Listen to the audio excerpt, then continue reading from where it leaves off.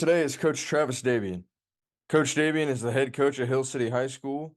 He's become a great coaching colleague of mine, and I saw him speak on the 2-4 defense at the Kansas 8-man clinic last year, and I asked him to come on here and present it also. Coach, I'll just let you take it away. Hey, good afternoon, guys. I'm Coach Travis Desbien from Hill City High School here in Kansas. A little bit about me before I get going on the presentation here. I graduated from a school not too far away from where I'm teaching and coaching at now called Palco High School. Graduated from there in 2007. Was lucky enough to be coached by some good coaches that would later influence me into getting into coaching. And then you can see there at the picture at the top, that's my junior year. We had a pretty good team, made a run at the state title, and then fell short there in the championship, losing to a really good Waverly team. The guy at the top of the post up here, this is my head coach, DJ Baskell. He left after this year and went to Eudora to become a head coach, and kind of followed him a little bit after that. And he's out in Las Vegas now. And then the other guy over here at the top is Scott Staub. He's a longtime Plainville guy. He's there now. He was coached after Coach Baskell left, and those guys really influenced me a lot to get into coaching and helped me become the man I am today. After I left Palco High School, I then later went and attended Washburn University, graduated from there, and my first job out of college was where I currently at now in Hill City High School, which I began in 2014. I started as an assistant coach there and coached under a couple different head coaches there for the few years, and until the job again opened up, and I decided to apply for the head coaching position. And since then, in 2017, I've been the head coach here at Hill City. And what do you teach? I teach social studies here in Hill City currently. So that's sophomore, junior, and senior social studies. Do you help with the summer weights and all that stuff? Absolutely. Yeah, that was one of the things that when I took over the job there in 2017, I talked to the administration and let them know kind of my plan moving forward with how I wanted things to be, and let them know how important the summer program was for my vision for the team.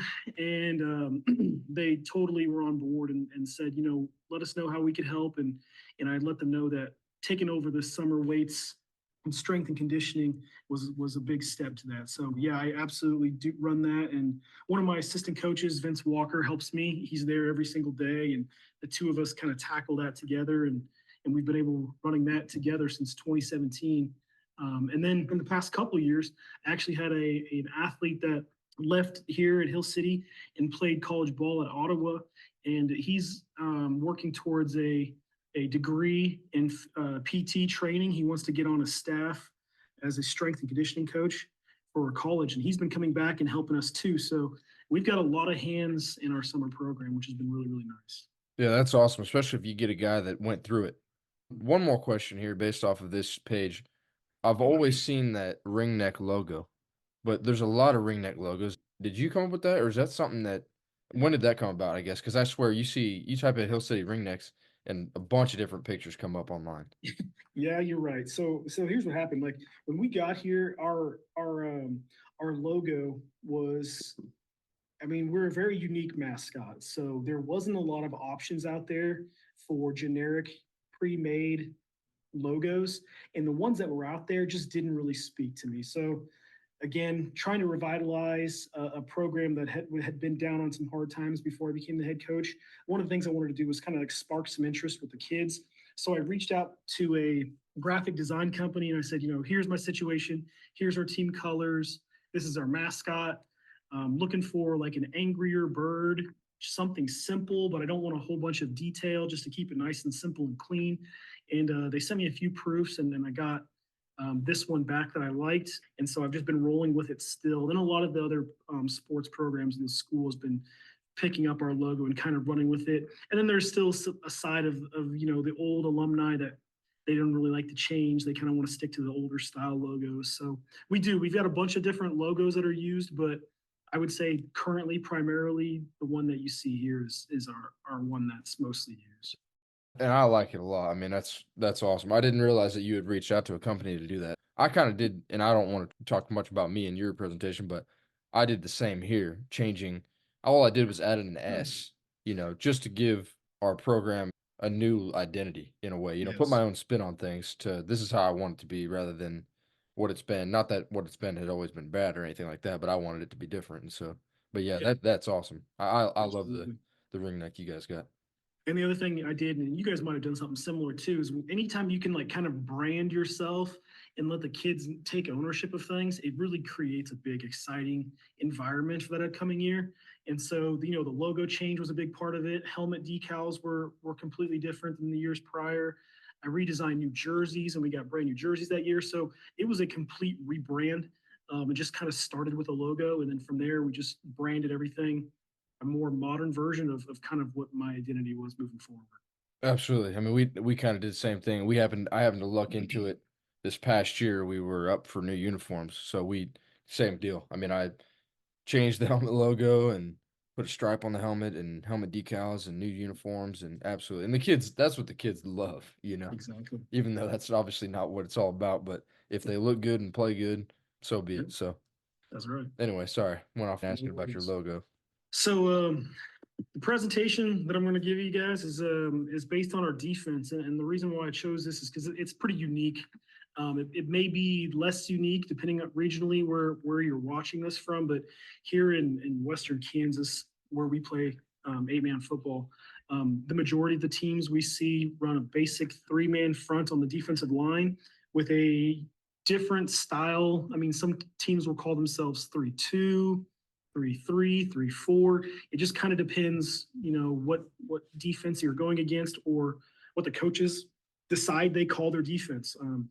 But we're a little bit different. We run a 2 front defense with only 2 down defensive linemen, and then we call ourselves a 2-4 based on our next line of defense there. We refer to our linebackers, which we call there's 4 of them, and then we have 2 safeties. So something else that's untraditional for an 8-man football team is we don't refer to ourselves as having cornerbacks um, at all. We have safeties, linebackers, and defensive linemen. But depending on what you want to call yourselves, you could maybe call our outside linebackers corners. I mean, some teams, when they scout us, they refer to them as corners to me, which is great, but that's what we call ourselves. And then the reason why we do this is I had a new defensive coordinator take over a few years back, and he came from an 11-man football team, and he was really familiar with the 4-4 defense, and he wanted to kind of put his own stamp on our defense. And he adapted what he had known really well to our 8-man program, which we came up with the 2-4-2 defense. The reasons why we do this, we feel by taking a lineman off the field, we get more athletes on the field. And one of these reasons that you'll see later on is the bottom reason here is at the time when we did this, we didn't have a lot of big, beefy lineman type players. We had a bunch of skinny, athletic kids that didn't really fit a defensive lineman mold in a traditional 3 front. So, kind of by necessity and by wanting to get more athletes on the field rather than taking our best players off the field because they didn't have the body type to play the position, it just made sense for us to transition towards a 2 front. Some of the other reasons, and I'll try to give some good examples of why we do it, is we think it helps contain our edge really well, which can be trouble in 8-man because if you get some speed to the outside, it's dangerous. And having 4 guys in our secondary, talking about linebackers and safeties, it gives us additional options for coverages instead of only having 5 guys potentially dropping into coverage. And then the other reason is it's tougher to defend against because you're not used to seeing it. Coaches probably have to spend a little bit more time dissecting to see what we're doing on defense versus a traditional 3 front. I know the weeks we see a 3-2 defense, I understand the concepts of it really well because so many teams run it. I don't have to dive into what the team's doing as well. I can kind of just find the players that are game changers on defense and not have to worry about the scheme as much. So, any way we can confuse our opponents is to our advantage. So, for those reasons, like I said, and last, of course, is the necessity. We decided that this defense was the best possible defense we could run for us. And we're flexible too. And like I was telling you, necessity, currently on my football team, We our body types have morphed and we're changing. We've got a lot of big kids currently on our team, so our defense may be tougher to run in the upcoming years because our younger kids in the high school and our junior high are a little bit bigger, beefier kids, and they're not the smaller athletic types. So I can't say this is like a foolproof defense. It just kind of has to fit your strengths. All right, this diagram here kind of gives you an idea of what our base defense would look like on a given formation here. Here's kind of a basic 11 personnel formation you might see in 8-man football, where you've got two guys split, a back in the backfield with a tight end in the middle of the field. This is a pretty common offensive formation we see, and this is what we would run and line up as our base defense. I'll get into some of the principles about what these guys' job responsibilities are here in just a little bit. And then in this clip here, you can see on film kind of what it would look like lining up against an offense. This is a 5-front defense. This is not an 11-man personnel, but you can see it's kind of similar. We have really, really far wide, what we call our outside linebackers out here. Here's one of them out here, number 23. And then on the top of the screen up here is another one. And then you can see our two middle linebackers inside here. And then we only have our two down linemen here with our two safeties in the secondary over here. So this is kind of another shot of what this defense would look like against another formation. Okay, here's a video clip I wanted to show you guys, because I said earlier in the description there that one of the reasons we run this is because we think, anyways, that it's able to contain the edge really well. And here's a team that had an extremely fast back. They're running a traditional I formation, but this running back here was one of the faster kids in the state this year. He was a sub 1100 runner in track and was a really, really fast running back. And a lot of teams had trouble containing him, getting him to the edge, and they tried a lot of ways to get him the ball, tosses being their most common ways. And traditionally, you'll see like a 3-man front where the tight end will reach block this defensive end, and then this guy will just run around the edge, and it'll be him versus the safety on the outside. And that's okay if you have an awesome defensive end that's able to stretch that play, but that didn't fit the mold of kids that we had. So going to a formation where our outside linebacker is so far out here just lined up gives us a really tough block for either the fullback or this tight end to get out here and get hands on him and still get outside of him. The idea is we want to force the running back, or any running place for that matter, inside of him where we've got help here in the middle. And just like I said, this kid was one of the better 100-meter runners in the state. I think I said maybe runs like a 10.8 in the 100 and was really, really good about getting outside. And we gave him a little bit of fits running outside where they had to stick to running mostly inside against us, which again was our strength with extra numbers in the box.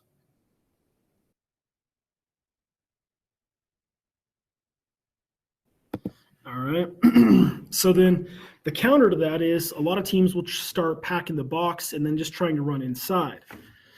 Now, I will say this, and we kind of learned throughout the years, this really depends on having a very aggressive set of inside linebackers. And we are lucky enough this year that I'm showing you film here that this guy, the short and stocky guy here in the middle, was tough as nails. And he was head first, shedding blocks, making a lot of tackles in the box. And if these outside linebacker guys would pinch inside a lot when they would try to just run wedges and force everything inside. And if you have linebackers that are able to shoot these inside gaps really well, you could stop the inside run. And you can see if you kind of keep your eyes on these linebackers here in the middle, specifically this big guy in the middle, his first step is always forward. He's always wanting to come downhill, and he's always just going with motion. We have the outside contained, so we tell this kid, anything you see first step on the inside, go get it. Counters and whatnot, we've got guys on the outside to be able to take care of that. And we're actually running a blitz here too. If you watch the defensive linemen, you can see blitzes. They're shooting gaps to try to open up lanes for those linebackers. But it gives us ways to defend the run both inside and outside. You'll probably talk about this later, but how deep are your safeties? It was hard to see that backside safety on the far side. I was just curious, how deep are your safeties usually? So this clip is actually tough to see. So this team we were playing was a really heavy power inside running team. They didn't have the speed to get to the outside, and we knew that going in. So one of the adjustments we had game plan wise was, instead of running cover two and having two safeties, we took one of those safeties out of the secondary and rolled him up. So technically here we are kind of running a 2-5 with a single high safety over the top. So we've moved one into the box, and it's hard to see it, but depending again on game plan and what the team does well, we try to take those things away. So this one for us was bringing a safety in the box to help those inside runs. But to answer your question, the depth of the safety totally depends on how much we respect the other team's pass. If the team is a very good pass team and their receivers are really good and they've got speed to take us over the top, we might tell our safeties to drop back 8 to 10 yards. If we don't fear, the receivers or tight ends' vertical speed, we might roll them up to 6-7 yards. It kind of just depends on the team we're playing. Here's another team you can see. This is a different formation. They're running a twin set. And you might notice here, we only have one inside linebacker on this particular play. Because we do run a lot of different coverages out of it too. I was telling you earlier, our base kind of is a 2-4 with a cover 2 look, but that doesn't mean we're locked into running cover 2 out of that particular alignment. Here, we've got what we would call a 2-3 with a man cover 1 over the top. So we've got a lot of different coverages, and I'll show you some of those later on as we get going. But this is kind of alignment of what that would look like with different coverages tacked onto our defense. Here's another look so you can see alignment. Again, in this particular formation, one of the things we're looking at is there's no back in the backfield. And they've got 4 guys that are all split out all over the place to run. They could run 4 verts here, and with only 2 deep safeties, that was something that was concerning to us. So again, we looked at this on the film, scouting our opponent, and we said, the thing that we fear most is 4 verts out of this, because they've got guys kind of spread out throughout the field. We don't think cover 2 would be a good look for it, so we switched it and went cover 3, and we moved one of our linebackers out, and we've got 3 over the top to cover 4 verts. So these are just some different coverage looks, and I'll get into what we call some of these and what they might look like on paper here in a second too. But next thing I want to go through is kind of like what we call our positions in our defense. So defensive tackles, we've got 2 of these guys. These are the guys that are on the line for us. We refer to them as defensive tackles. Our base alignment we have for those guys is what we refer to as the 2-tech position. So they're lined up head up over the guards, but based on what we see scouting our opponent each and every week when we come up with a defensive game plan, we might adjust that based on formations or what we want to take away from the offense. So we might move those guys into a 1-tech between the guard and the center. We might kick them out over the outside of the guard at a 3-tech. So 2 is our base, but we can adjust that week to week. The stance we have for these guys is a 3 or 4-point stance. We kind of just let the defensive tackle take a natural stance, but we want to keep them down and not standing up, because we want our linebackers to have a clear sight to view the backfield, because we want our inside linebackers to play so aggressive. Our defensive tackles' responsibilities are pretty simple. Just control the gaps on the inside. Occasionally take double teams, because we're going to ask them to do that quite often, especially in some of our blitz schemes that we're going to run. Disrupt pulls. We tell them, if there's a guy in front of you, since you're head up over the guard and he pulls, you follow him. He'll take you right to the play. We don't see a lot of fake or false pulls against us. And the 1 time or 2 times that a team does it, we'll take the beating on it, but we're always going to tell them to follow pulls. And lastly, we don't have a big pass rush from our defensive line, so we're only rushing 2, and most teams are at least protecting with 3, so we don't expect those guys to come up with a bunch of sacks. But if you repass, rush like your hair's on fire because you may not get a lot of those opportunities. So rush the passer if they recognize pass. And then we've had a bunch of different kids that look a whole bunch of different ways play this position for us. Like the kid you're looking at there, number 18, tall, lanky. You wouldn't think would make a good defensive tackle, but he matched all the traits that we were looking for. He was pretty strong at the point of attack, very aggressive and feisty, had great length. His arms made it really difficult for teams to get hands on him. And the use of players' hands was really, really important when we find out early when we get these kids from junior high. Are these defensive lineman type kids? Are they linebackers? Are they defensive backs? How well do these kids use their hands? And we go through a bunch of different drills early on in practice and kind of, find those kids that have the traits we're looking for. And the use of hands is really, really important to being a really good defensive tackle for us. And like I said, don't pigeonhole a kid because, he's skinny and tall. He can't play the defensive line. He's going to get pushed around because you never know. We had a kid who was 6'6", 190 pounds, and he played the position really, really well. And then we've had kids who are 5'11", 190, and they've played the position well, and everything in between. 6 foot, 240-pound kid. We've had a bunch of different stuff, but we just really are looking for traits in particular when we find defensive tackles. Here's a few profiles of some kids that have played defensive tackle for us. We've had, stout, athletic kids. We've had tall, lanky kids. We've had chubby kids who weren't so athletic, but we're looking kind of just for those kids that have those traits that we think would translate to being good defensive tackles for us. And I don't want to minimize their importance, but as I'm going through these, I'm trying to list these kids' positions as far as the importance that we see to our defense. So if I was to say which position is least important in our defense, I would say it's probably our defensive tackles. But when you have a good one, they can change the game. So not to take their importance of the game away, but they're probably our least most impactful position on our defense.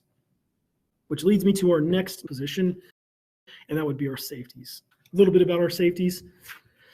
Our alignment, this is pretty unique. We do ask our safeties to be pretty smart. These kids have to be smart and disciplined because we throw a lot at them as far as coverages and responsibilities and acknowledging the offensive formations so they can check us into the right coverage and defensive looks each and every play. So these are typically our smarter kids, but their base alignment is to split what we call our vertical threats in our base cover 2. So what I mean by that is if you look at this formation right here, when I say a vertical threat, we think of anybody that's on the line or just off that line. So in this particular formation, we would say this split receiver here, this one who's split and off the line of scrimmage, as well as this tight end was what we would call our vertical threat. So on this particular play, if everybody that we thought was there that I just mentioned was to run a vertical seam route up the middle of the field, how would we defend that? And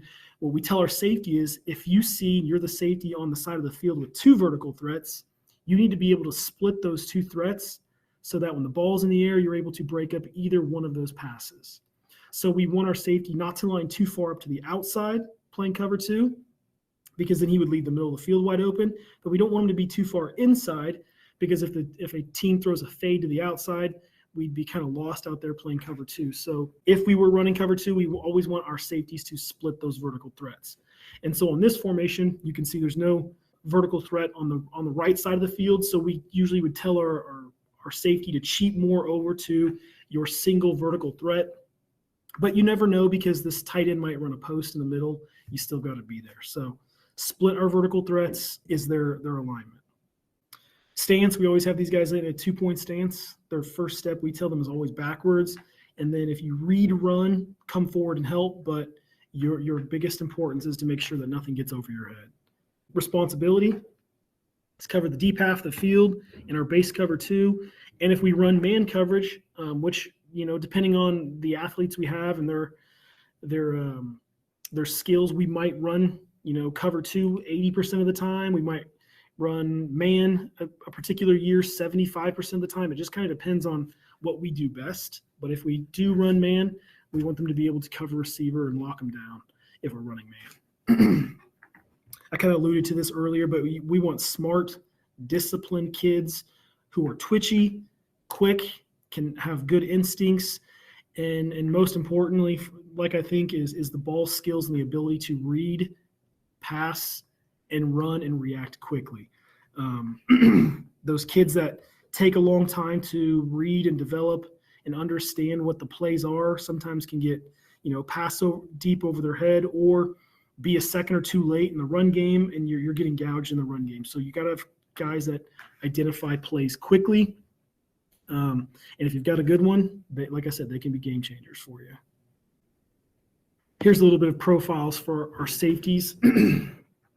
This kid I just showed on the last slide was tiny for us, but he was probably the best safety we've had. He was 5'7" and 140 pounds, soaking wet, but those intangibles, the ability to read plays, hawk down balls in the air, and in zone split and be able to bait a quarterback into throwing deep passes was really, really good. He in fact, his senior year, he led the state in interceptions. I think he had 10 or 11 interceptions. So you can have some good players. They don't have to be big. Sometimes our smallest ones are more our best ones. Okay, so getting into our linebackers here. Our inside linebackers, we tell them to stay pretty far off the line of scrimmage. We say usually 4 to 5 yards off the line of scrimmage. And one of the reasons we do that is because we want those guys coming downhill so fast that we want them running almost full speed by the time they get to the line of scrimmage. And we give them a little bit of head of steam, tell them to come downhill. First step is forward. We can usually get those kids to be at the line of scrimmage by the time the running back's at the line of scrimmage, which is what we want. So we got them lined up in a 2-point stance. And we tell these guys, you are just a run-stuffing machine. The inside linebackers, we very rarely give them pass responsibility. But when they do, we never have them run man coverage. We don't trust those guys usually because these are usually our most aggressive players. If you are going to cover the pass and you recognize pass, drop into a zone in the hook to curl zone. And sometimes when we have linebackers who are super aggressive, we tell them by the time you've come forward and you've recognized pass, if you are already at the line of scrimmage, there's no point to turn around and run back 6-7 yards to cover a pass. Just continue and rush the passer. So we give them a little bit of leeway in that way. And a lot of times if we expect pass, these will be some of the guys that we blitz first to get a pass rush too. Some of the traits we're looking for is aggressive kids. Like I said, these got to be your kids who like contact and are your most instinctive kids.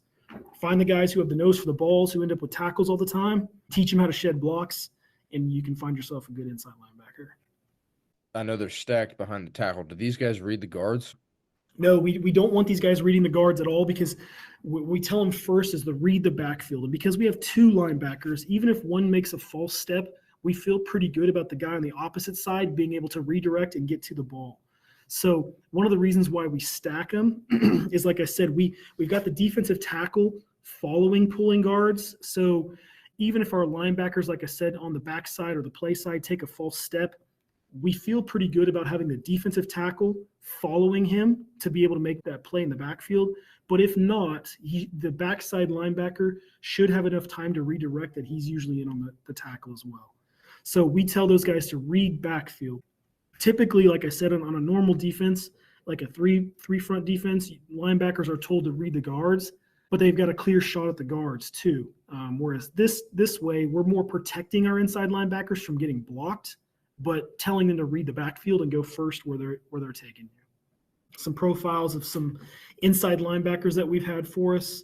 This kid here, the 44 kid, this is Dinkle. He was a 3-year inside linebacker starter for us, and even as a sophomore was pretty aggressive. And we could see early on that he would make a really good linebacker. And by the time he graduated, he didn't grow a whole lot, but he just got better and better each year. And his weaknesses became so small that by the time he graduated, he was just like a vacuum force at linebacker and really, really physical. A lot of teams didn't have kids that wanted to go out and block him because he would run right through them.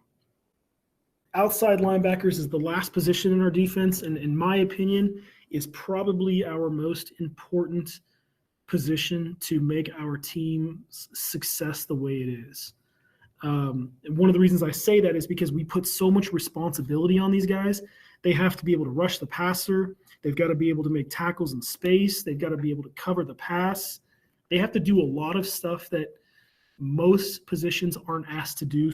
But our outside linebackers are usually our most athletic kids and kind of, the engine to our defense. So base alignment for these guys. In our base defense, our base 2-4 defense, like you see up in the diagram above, these guys are lined up pretty wide, and we tell them usually to split the guy who's lined up on the line and anybody who's outside of you, split those guys. So like on this particular play, you can see there's a guy split outside wide and a tight end here. We want him to split those two guys. If there was nobody split out, we would tell him, you decide what you need. Do you need 5 or 7 yards to be able to shut down any inside run if you see that coming towards the C gap, right off tight end? Don't let the guy gouge you and go right up the C gap. Be able to come inside and shut that down. So if it's a running back that's extremely fast, he might be 5 yards because we want him 5 yards outside enough to be able to shut down the outside run, but don't get gouged right off the C gap. So we give those guys a little bit of leeway. Stance. These guys are also in a 2-point stance because they need to recognize quickly what the play is to get into what they need to do next. So we have their inside foot forward, and we tell them their first step is always forward. If they read pass and we are in our base cover 2, they immediately need to drop to the flats. And you can see in this diagram here, this is probably what that would look like. This outside linebacker would take a step or 2 inside, realize it's pass, and then he would have everything in this short gray zone in a cover 2 flat zone. So these guys are covering flats. So like I said, unless we are blitzing them, retreat to your zone. Some cases we might be running a coverage and we might be disguising it and we will run like a robber or something. Or sometimes we might be just blitzing a guy off the edge and we want the offense to guess what we're doing. So we just might blitz the guy thinking they're expecting him to run cover 2. So we play a little bit of games with these guys as well. We've got a lot of stuff that we can do with them. Blitzing, dropping them, robber, it just kind of depends on our coverage and what we want to do. Traits we look for these kids, like I said, these are usually your most athletic kids you have on your team. These are the ones that you trust to make tackles in space, are great and good at change of direction because they need to be if they have to drop back into coverage. These also have to be kids who are aggressive and willing tacklers and kids that are very good at playing in space. If you've got robotic kids who are not really good in space, they usually don't make outside linebackers. Here's some profiles of what those look like for us. Like I said, this is the prototype for us for our most athletic kids. On almost all of our teams, we find ourselves putting our better athletes at these positions because we ask so much of them. Okay, so show you guys a little bit of what we do for our blitzes and our stunts.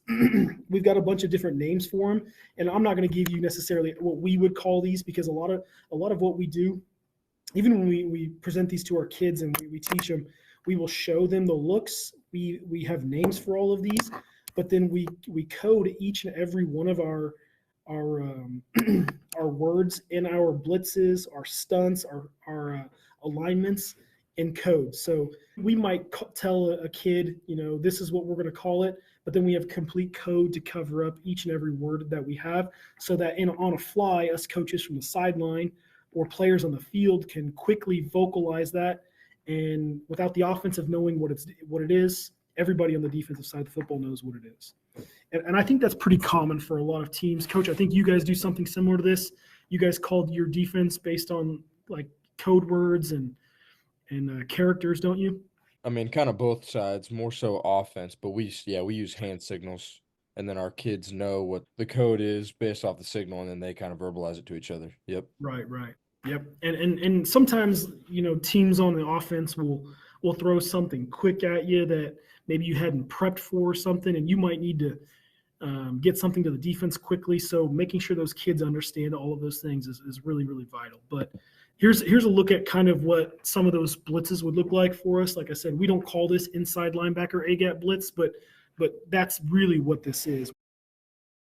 We might run this if we think, a team's running right at the middle and we're just trying to get these offensive linemen to miss blocks because they're expecting kids to be coming at them straight ahead.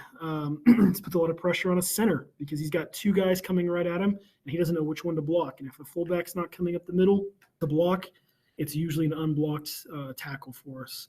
So that's a look at what we would call an A-gap blitz, but we also have crosses too. So when teams start to realize we're sending two inside linebackers, the A-gap, just to confuse them even more, we might throw a cross at them. We might make it look like they're going to come inside. And this is usually something where every once in a while we'll tell the kids like, hey, slow play this, kind of like creep up to the line, make it look like you're going in the A-gap, and then cross last second.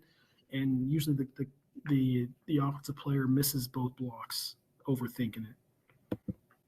We can also run B-gap blitzes too. The only difference is we tell our defensive tackles slant inside rather than outside, and we've got keywords for all of that. They know it. They verbalize everything in code, and so we get everything quickly called in on time, what we need. We can blitz our outside linebackers. That's kind of what it looks like. And on a traditional play, if it's not a pass anyway, almost every run play looks like this. Like we are blitzing our outside linebackers because they are forcing everything inside of them from an outside position. But we can blitz those guys. We're kind of leaving ourselves vulnerable in the flats. We're hoping that they get there quickly before the quarterback gets the ball out of his hands. Not something we run very often, but we can. This is our all-out blitz. This is, to us, we think it's an obvious run situation, 4th and 1, 3rd and 1, where we just might be gambling and saying, you know what, if it's anything past and short in the flats or hook to a curl zone, you got us, but we're going to just roll the dice and fill every gap possible. And so we bring the house. And again, you can creep these guys up if you want. You can just tell them go at the snap. That's all up to how you want to coach it. Defensive line, they need to know those blitzes, but we also just have a straight slant. So we don't want to bring our linebackers, but we might be slanting our defensive line. We tell our linebackers, recognize this and then fill the opposite side gap. So in this case, this linebacker over here now realizes the defensive tackle's got the A gap on his side. He now gap fills and he's B gap on this side. And this play side linebacker, he will now be filling the backside A gap because the defensive tackle's got the B gap. So again, that's something they vocalize. We know that when we call these things. Same thing goes for the opposite side. If we're slanting left, gap fill to the backside. Slant in, again, if we think it's quarterback sneak or something, sometimes we'll just pinch the A gap, try to stuff the center, force the quarterback maybe to try to bounce it to an outside, and maybe one of our inside linebackers can catch him. We don't run it too often, but we do occasionally. Slant out, again, something not we run a lot because it kind of leaves you vulnerable to an inside run, but something we have in our tool bag if we need to. Some of our common coverages.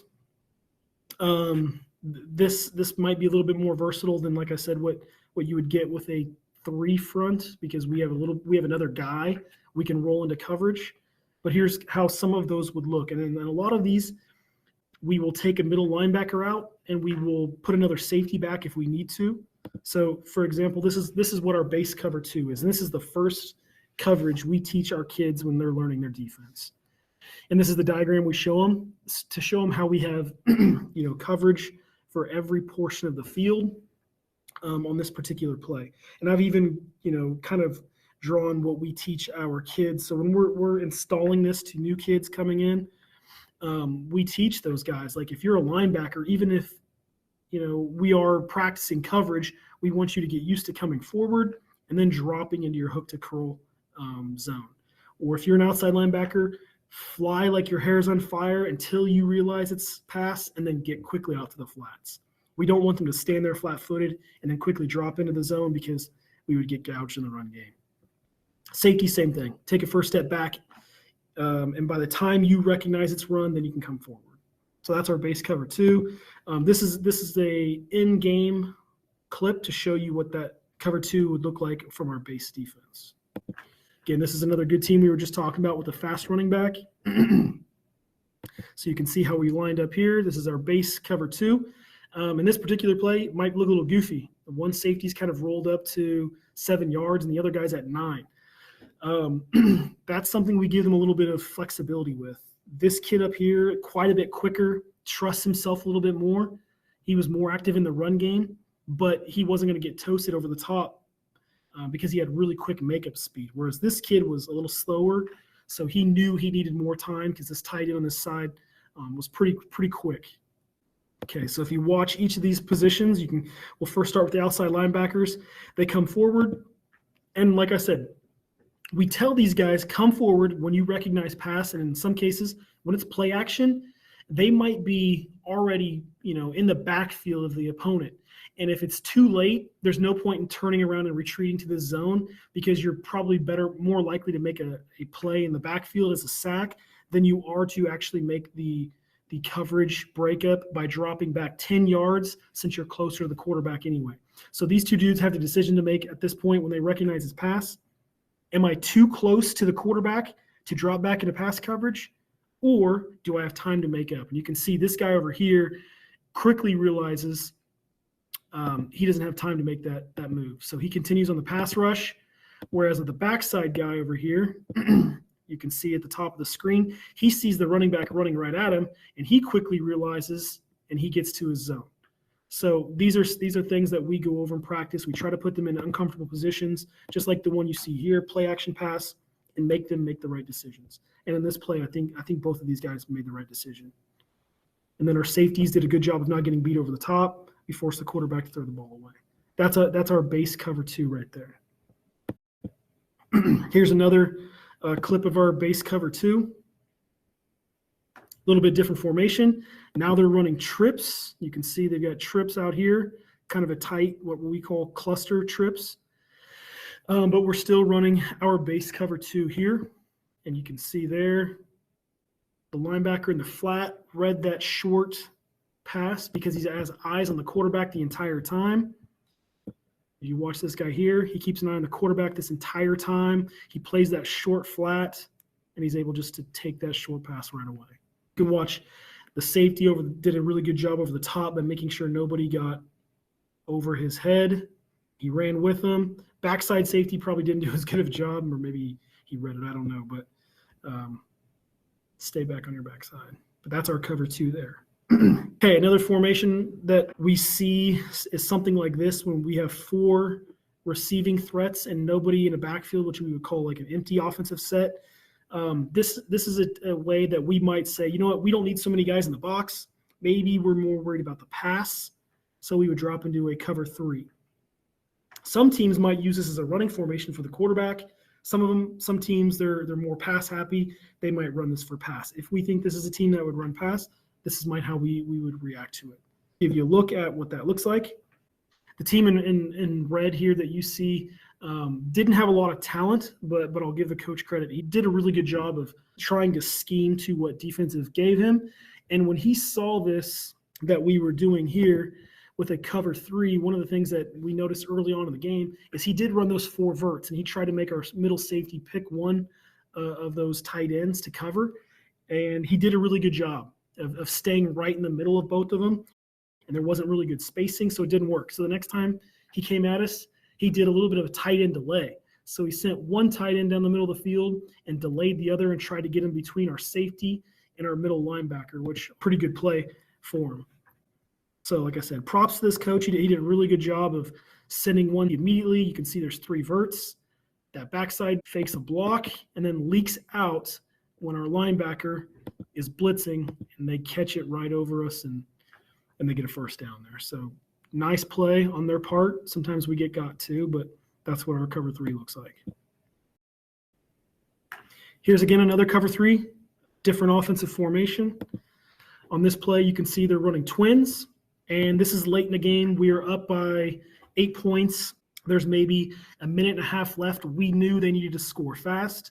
We think the ball's coming up in the air, so we drop another guy into coverage, and you can see we're playing really, really soft because we're expecting a deep pass. So this is cover 3, pretty soft because we're expecting deep passes late in the game. They run like a little swing screen there to the back. And if you take a look here, you can recognize our linebacker on the bottom of the screen over here. Again, this is something we tell them when you read pass on your side, quickly get back, but if you've committed to a blitz, stick it out. And you can see he's put in a really tough position here because the running back acts like he's going to block and then kind of squeaks out on the swing pass here. But luckily, like I said, we didn't get got there, but that's a cover 3 that we ran. Another coverage we could run is a cover 1, kind of the opposite of a cover 3. If we feel like a team's going to be running the ball more, we'll pull a safety out and put him down in the box, kind of like this, and we'll try to stop a team's run game. And I'll go back to this team that I showed you earlier that likes to run the ball inside. This is Thunder Ridge. They have a lot of big kids. We thought that we needed another guy in the box.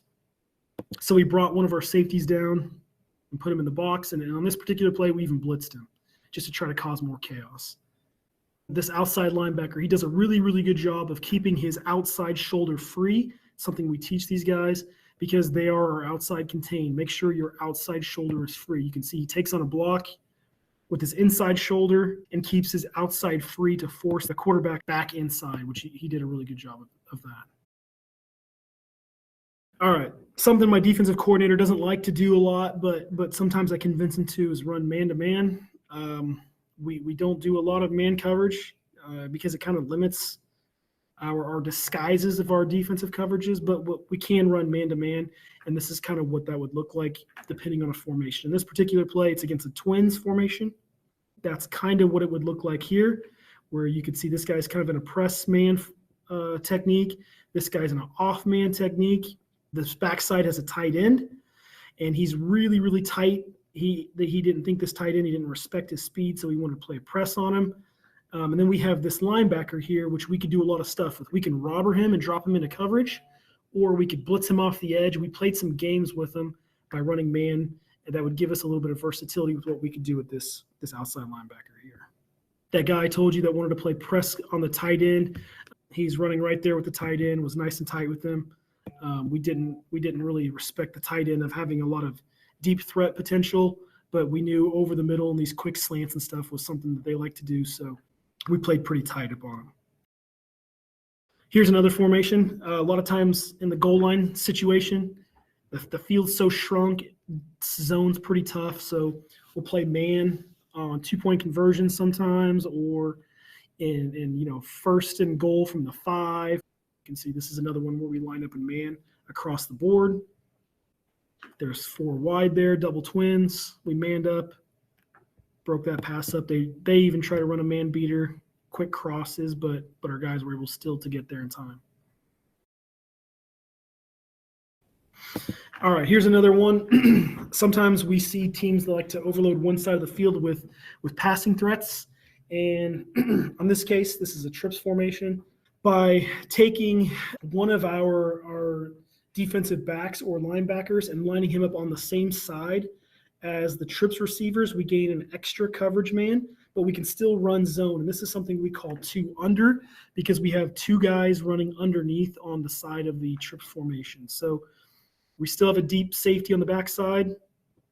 We have a deep safety on the trip side, but we just brought another guy in here because we're not so much worried about the run. So we're leaving only 3 guys in the box here with our outside contain to kind of contain the run, but we think there's more of a threat to maybe a bubble screen or something like that on the underneath where we'll bring another guy in to run a 2 under coverage. The opposite of that, if it's a long formation, so we've seen some teams like to run, say it's 3rd and 13, they like to run a trips formation and they like to get 2 guys crossed up over the top. So we'll take 2 safeties and we'll drop them back and we'll leave 1 guy underneath because we don't think there's a threat of a short pass in this particular formation. So we can run something that we call a 2 over coverage. So that gives you a little bit of a inside look out of our coverages. We've tweaked these over the years. This past year, like I said, we probably ran a little bit more man coverage, but going back in our previous years, we've been a predominant zone coverage team, but kind of gives you guys an inside look of the defense. And if any of you guys have any questions or want to reach out to me to talk ball, I'm always happy to do so. Mitch, I want to thank you for having me on. You're always a fun guy to talk ball with, and I enjoy chatting with you. Thanks a lot for doing this. Love talking football and learning defense is something I struggle with. But here, real quick question for you too, though. You're not the D coordinator, right? No, I'm not. For a lot of years, when I first took over in 2017, I did both offense and defense, and it just became a real tough responsibility to handle each and every week, as you guys know. When you got a game plan for one side of the ball that takes up so much of your time, that to do both sides is just, especially when you have a family and you try to do anything other than ball on the weekends, it becomes really, really tough. So when I hired Craig Amrine as my defensive coordinator, he was a really bright defensive minded guy, and I turned it over to him, and it's kind of become his baby. He does all of our game planning for us. He calls our defense on the game days.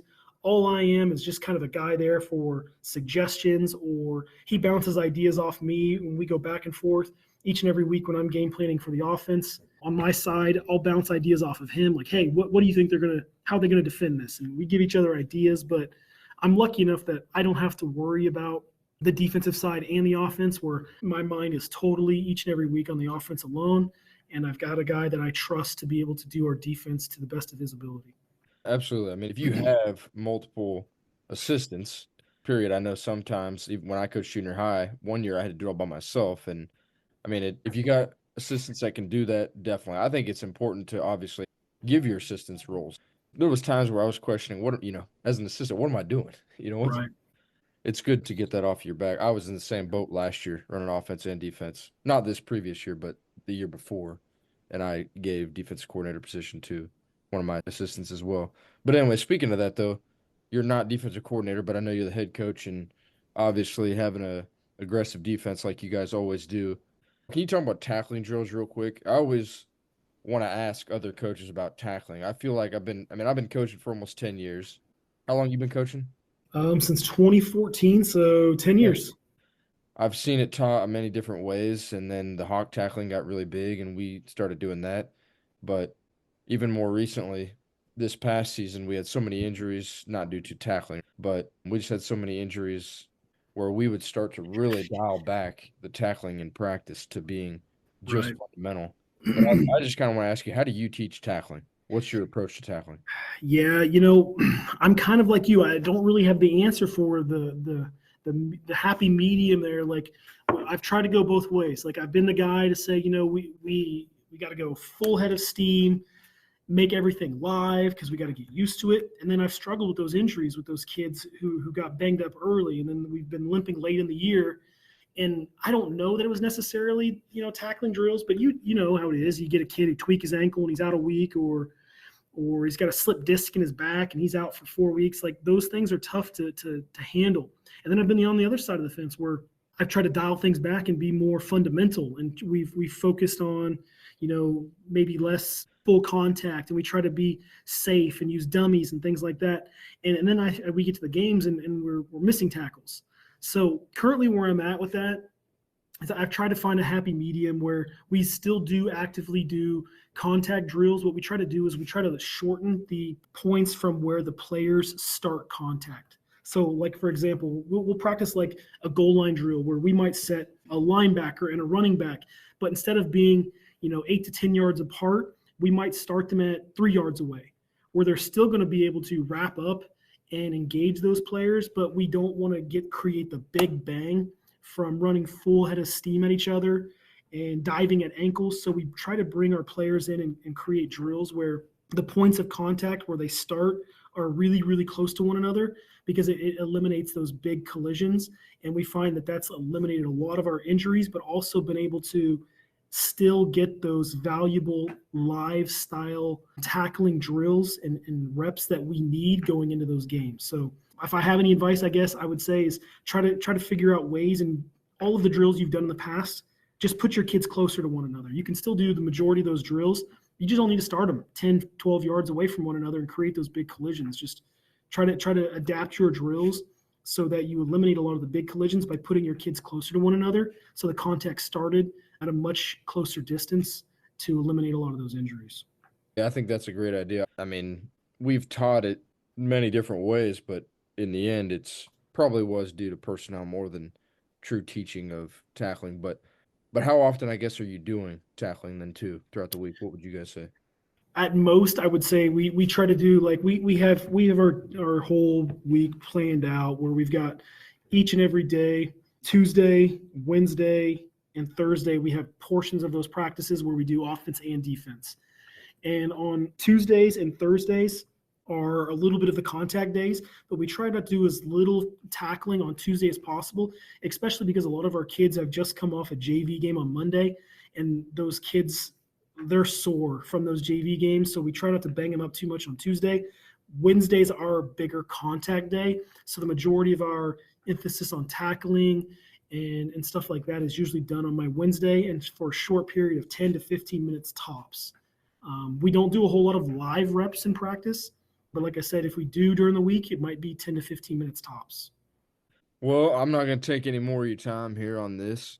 Again, I really appreciate you presenting this. And then obviously, anybody that wants to reach out to you, there's the contact info right there.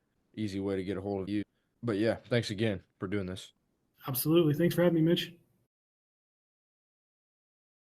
If you have any questions for me, feel free to comment below or reach out to me on Twitter at 8Man Breakdowns. If you enjoyed the content or you took away anything from it, please click subscribe and check out some of my other videos right here. And as always, thank you guys for tuning in.